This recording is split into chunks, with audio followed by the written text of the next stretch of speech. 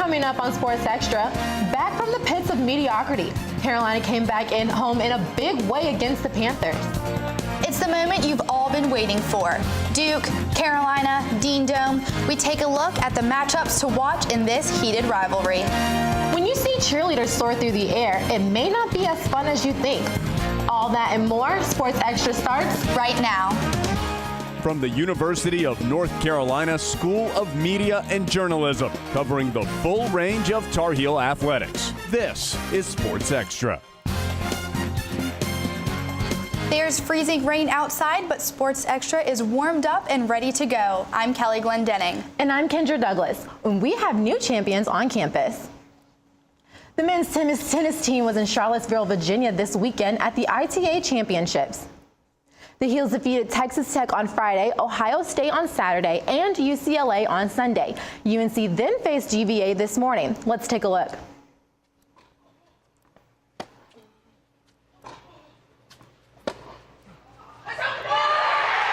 That's junior Jack Murray getting the final point for the Heels, finishing off the match 4-2 and crowning UNC the ITA National Indoor Championship. The Tar Heel women's won the title last year and finished second this season. The men's basketball team finally put together its first complete performance since the Syracuse game. Let's see how many players we can name who made a significant contribution against Pittsburgh. Coach Williams returned to his normal starting five after switching things up against Boston College. First up, Marcus Paige. He's still recovering from that nasty early conference slump. There's a big three from him. Those are becoming more and more common. And how about his roommate and professional face maker, Bryce Johnson? He had a special Valentine's Day present for Pitt with the jam. And Isaiah Hicks, what you got for us off the bench? Another dunk, this one from Theo Pinson, who had 6 assists on the day. Even Luke May got in on the action, draining this 3-ball to get the crowd going late. Just ridiculous. Carolina gets right before the Duke game, 85-64.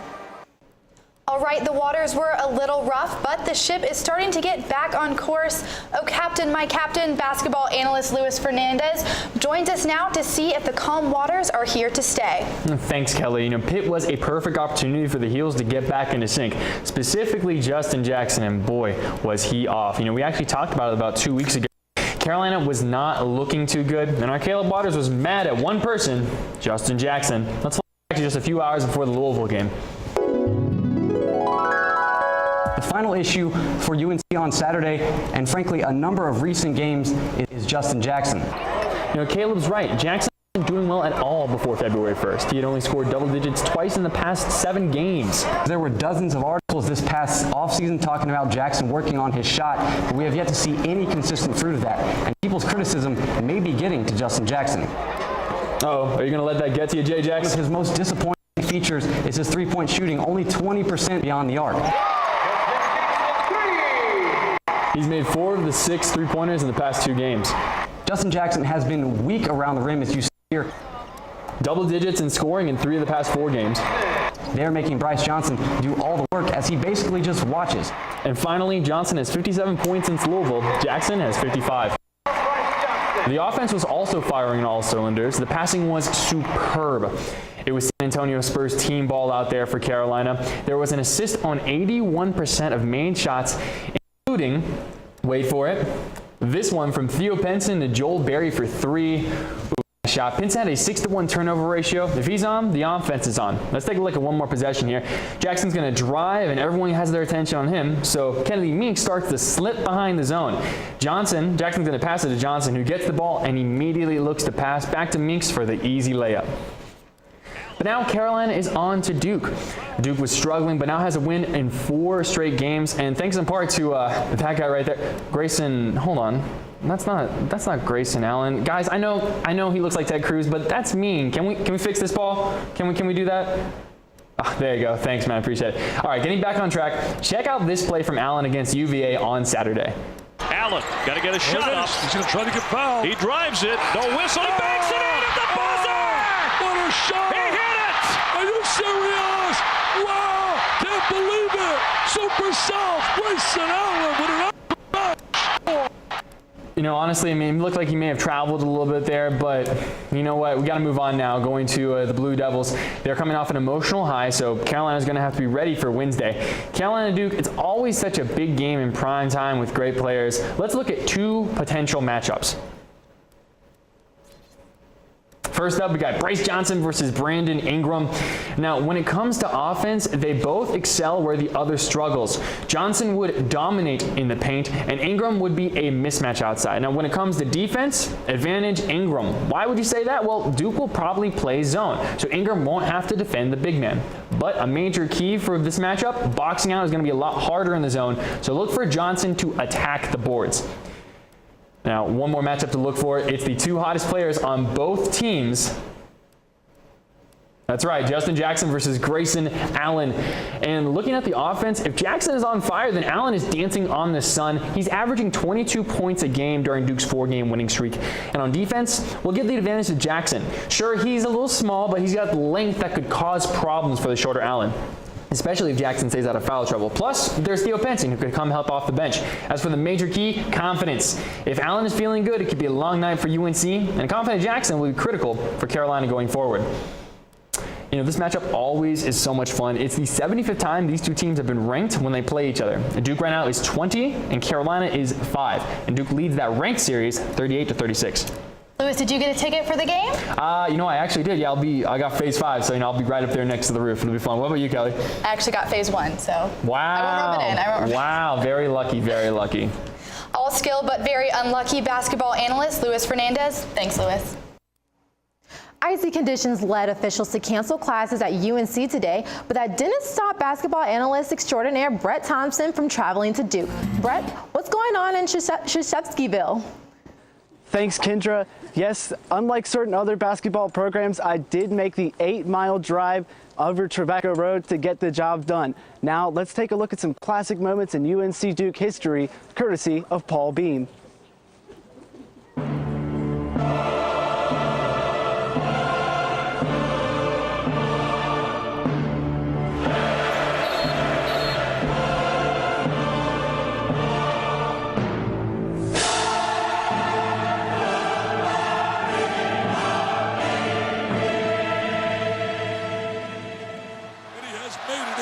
Who will take the shot? Will he make the bigger impact?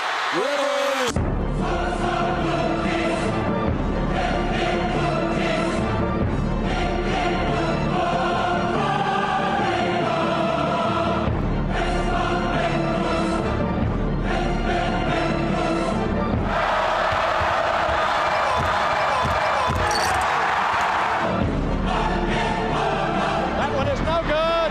They battle for it. Loose ball. Recovered Marvin. He scores. 17 seconds left. There it is. Banks gets off the shot. It's in. Unbelievable.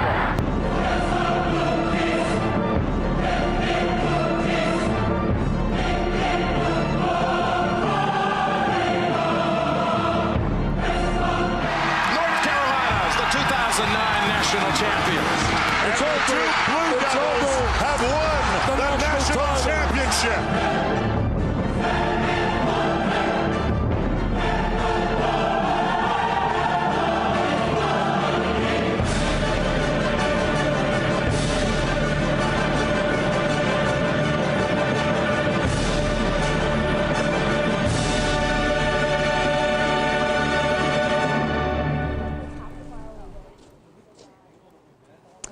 I have chills after that, but although that might be because it is freezing cold out here or because of the ice cold stares I'm getting from Duke students walking by. Now, speaking of Duke students, last week I started a month-long journey following a group of infamous tenters as they try to get tickets to the UNC Duke game in Cameron Indoor Stadium in March.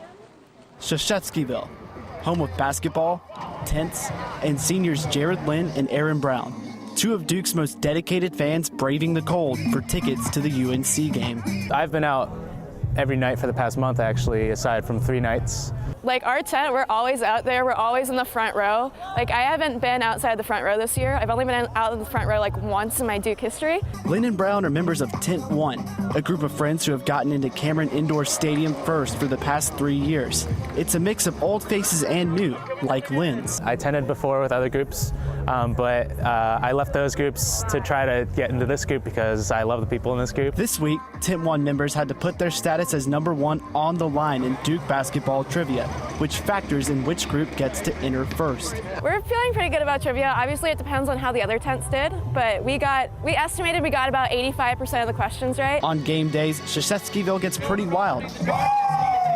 And although last week I couldn't get an answer on the alcohol policy, No comment. I had better luck this time. Each person can only have 6 cans of beers. There's no glass bottles. I think liquor is technically not allowed. As you can see, most of these rules are sort of, just don't get caught. Another thing not to get caught doing, wearing Carolina blue. That horrible light blue color. How can you like that? It's disgusting. A long week of low temperatures did have a happy ending, but we'll see how long that lasts after Wednesday.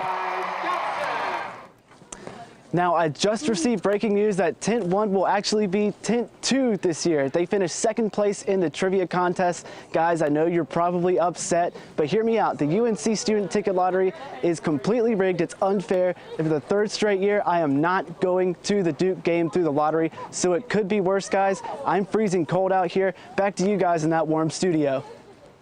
Well, that's not salty at all. Brett Thompson live at Kville. Thanks, Brett. If you've been to a Carolina basketball game this year, you've probably seen the cheerleaders perform gravity-defying stunts. While impressive, these risky moves can make cheerleading the sport with the 2nd highest number of catastrophic injuries. Reporter and cheerleader Maddie Gardner has more. They stomp, they clap, and they yell. High school cheerleaders also fly through the air and flip across the floor, putting them at risk for serious injuries. I've never hit my head so hard before. It almost like bounced back up on the tile floor.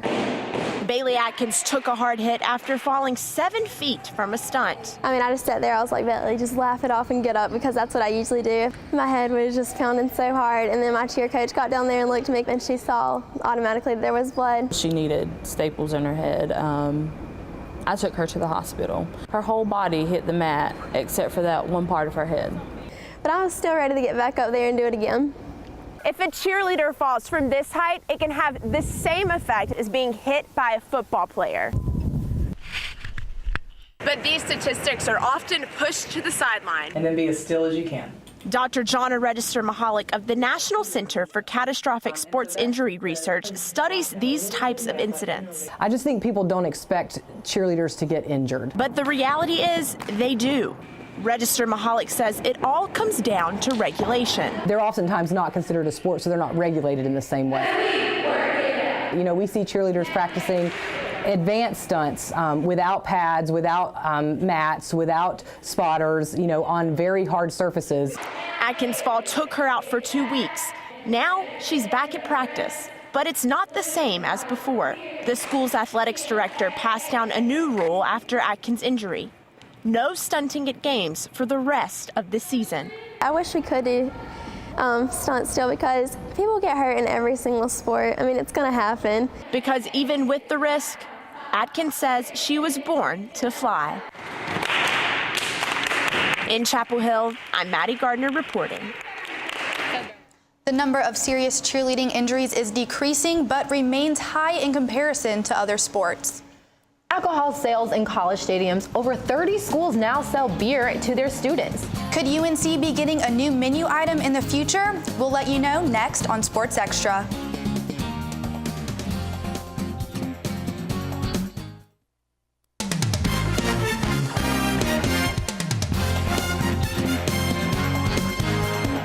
Freshman tennis player Jessie Aney is an athlete. You would know that by doing a simple Google search. Brant Berry tells us what you won't find online. Jessie Aney's tennis game is characterized by quick reactions and powerful, cross-court Federer-esque backhands.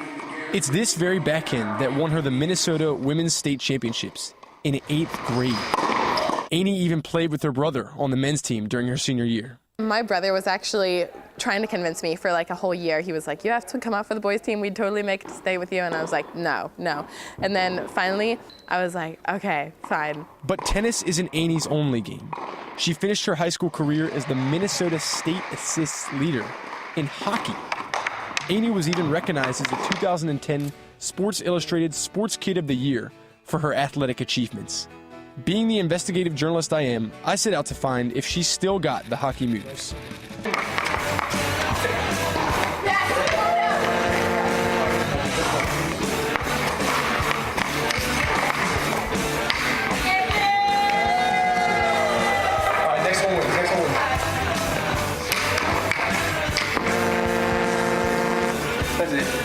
The video speaks for itself, but as head coach Brian Kalbus explained, it's Amy's character that makes her so special. Nothing phases her. She is the most positive, most energetic, hardworking individual I've ever been around. Amy is so positive, she regularly doesn't call balls out in order to make friends with her opponents. But college tennis has showed the freshman a new side of herself. But I'm getting meaner. Like, not really mean, but I'm getting to actually call the ball out. As Amy improves, so will the team. She just needs to remember to keep her eye on the ball, or the puck. In Chapel Hill, I'm Brant Berry, reporting. Amy's hockey skill might come in handy if the cold weather keeps up, but chances are she'll stick to the courts. The women's basketball team was in action this week as the Tar Heels looked to carve up the Virginia Tech Hokies. The Heels started fast, riding the hot shooting of freshman sensations Stephanie Watts and Destiny Walker to build up the 17-point halftime lead. But the Hokies defense fought back in the second half, bothering UNC point guard Jamie Cherry with some physical play and eventually clawing back within one in the final minute. Carolina ended the V-Tech hopes of a comeback with some clutch foul shooting down the stretch to ice the game, defeating the Hokies 71-67. The women's basketball team traveled down to Tallahassee on Sunday for a date with number 10 Florida State in the Valentine's Day matchup. The Seminoles were riding a sugar rush early, jumping out of a quick lead. FSU senior Udoc Bulgak bullied the Heels inside, pulling up 19 points and 14 boards. Carolina tied the game up at 33 on this Destiny Walker 3, but Florida State showed the Heels no love around the rim. Here, Joel James' little sister Kai scores 2 of FSU's 50 points in the paint, compared to just 14 of the Heels. It wasn't all bad for UNC. The freshman Stephanie Watts broke some hearts and some ankles. Let's take another look at this filthy move. The Seminoles flirted with triple digits but couldn't break 100. Final score, Florida State 94, Carolina 63. The number of U.S. universities that sell alcohol to general admission ticket holders has more than doubled in the past 6 years. I wanted to find out if UNC is planning to follow that trend. Concessions generated more than $1 million in revenue for UNC in 2015. What if there was some way to significantly? Well, West Virginia University found a way. WVU has been selling alcohol in its stadium since 2011. West Virginia reported a profit of about $500,000 last year in alcohol sales alone, which is what exercise and sports science professor Bob Malkoff says this movement is all about. The pressure is so great to figure out ways to get more revenue to pay for, all the things that people are doing to try to keep up with other schools. While selling alcohol at a college football game will get the crowd on its feet, Malkoff says providing beer for students might not be worth the risk. Budgets upwards of $85–90 million. Is there another way to raise that kind of money without having such a sort of controversial decision? Despite the negatives of alcohol sales in college stadiums, more schools are joining the trend. 4 teams sell alcohol in the ACC: Syracuse, Louisville, Wake Forest, and Miami, along with previous ACC member Maryland. So, where does UNC stand? We've not considered it. Director of Operations Rick Steinbacher says it will be a while before UNC sells alcohol to students at Kenan Stadium because of a North Carolina state law. North Carolina public schools are currently prohibited from selling alcohol to most fans. UNC sells beer, wine, and liquor in the Blue Zone, but Steinbacher says the athletics department had to obtain a special permit to do so. It was pretty apparent to us that with the higher price for those premium seating areas came really an expectation of there being some kind of alcohol service. So until the law changes, you'll have to buy a $2,000 season ticket in the Blue Zone to get both beer and football, or just stay at home and watch the game on TV. The men's lacrosse team is off to a great start. When we come back, we'll show you how they grabbed another win.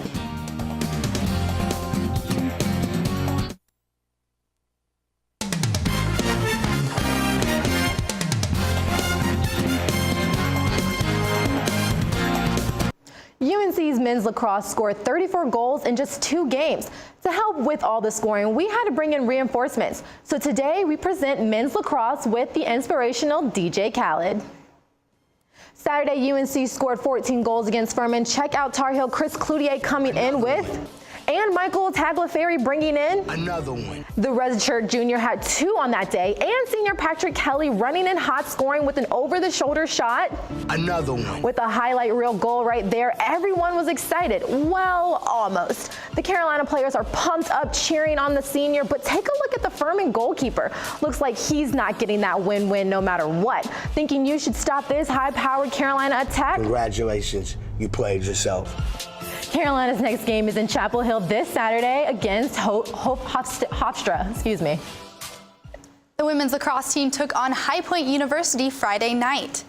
The Tar Heels arrived late to their game due to bus troubles, but this didn't slow them down. Heels won 17-5 with goals from 10 different players. Junior Molly Hendrick and freshman Olivia Ferrucci led the team with 7 goals between them. The softball team kicked off its season at the Texas Classic this weekend. The Heels went 2-3 in 5 games in Austin, Texas. UNC began the weekend with a 9-0 throttling of North Dakota State, but finished off the day losing a game against Texas, falling 6-5. The Tar Heels swung and missed on Saturday, losing an 8-inning battle with Texas in the first game of the day. UNC then faced the Bisons of North Dakota State for a second time, dropping the matchup 5-2. But Carolina rallied on Sunday, beating Arkansas 5-0 behind a 7 scoreless innings from junior pitcher Kendra Lynch and 2 RBIs from senior Lauren Fuller. UNC begins its 2016 home campaign at Anderson Stadium on Friday, February 19th in the ACC Big Ten Challenge. The 14th ranked wrestling team hosted number 24 Pitt at Carmichael for senior night on Saturday. Pitt jumped out to an early 9-0 lead thanks to a pin by Dan Forsees, and Joey Ward brought UNC back in it with this takedown en route to a 9-4 victory. And then Evan Henderson got a pin to tie the match at 9. After that, it was win after win after win and after win. Carolina takes the meet to 26-12. What would it be like to be a Dookie for the day? We sent a reporter undercover to bring the bad blue to you next.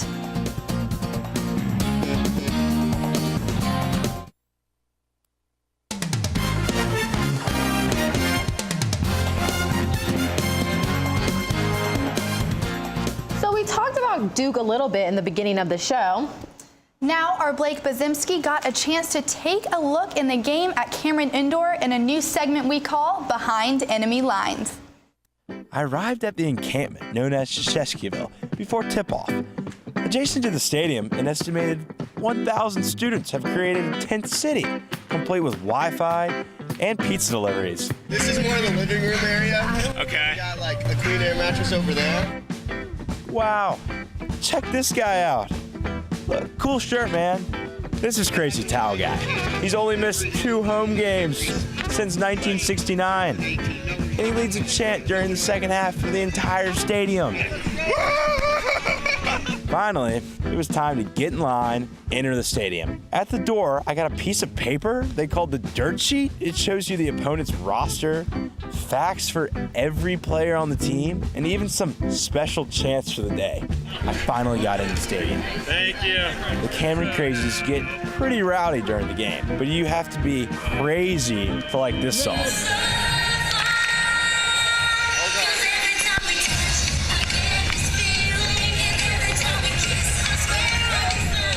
There was a chant after a chant after a chant. My arms were tired. Why are we doing this so much? These people are nuts. Duke ended up beating NC State. It was actually a really good time. Seeing a game in Cameron has to be on a sports fan's bucket list. Behind enemy lines, I'm Blake Brzezowski. Wow, that was so cool just to see him do that. I'm glad I'm a Carolina fan, though, I have to say. Yeah. Well, that does it for this edition of Sports Extra. Thanks for watching. Have a great night.